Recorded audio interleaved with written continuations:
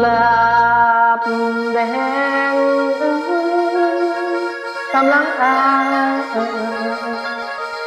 กำลังบานที่อายโซมอบให้แน่ชมชมดำรงความรักไว้อย่าไล่ลางบัดเช่าพี่ขอฝากให้เจ้าพี่ขอฝากให้เจ้าต่างเมื่อบัดน้ำใจเบิดอะไรให้นางหวนส่งคืนอย่ารอ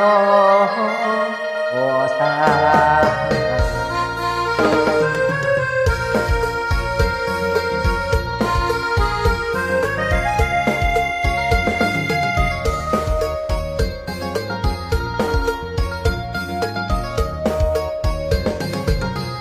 ที่กุมภาวันวา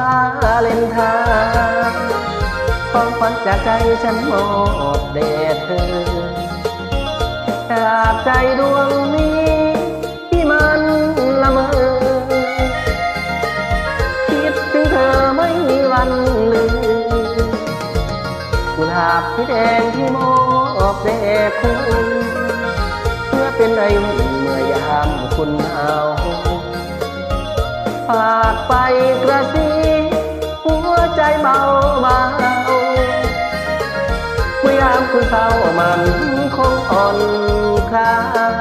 ย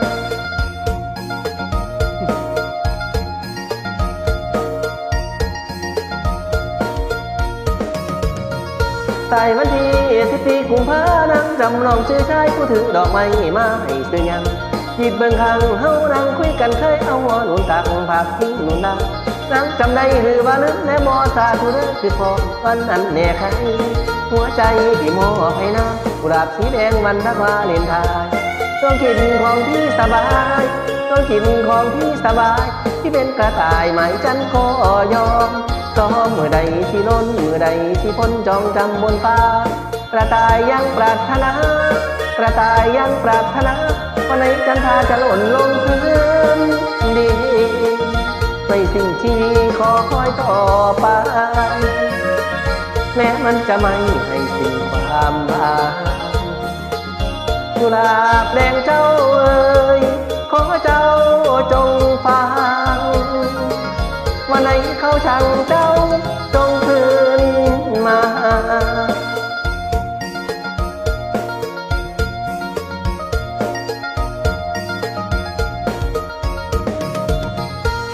มาบ้านเฮือนกันคนเขาเห็นหน้าเจ้าขึ้นเจ้าอย่ารอให้ขึ้นพ่อคนทรงเดินนางให้ขึ้นพ่อคนทรงเดินนางคันจะมาเหมือนชายส่งขึ้นเดินน้องให้ส่งขึ้นเดินนาง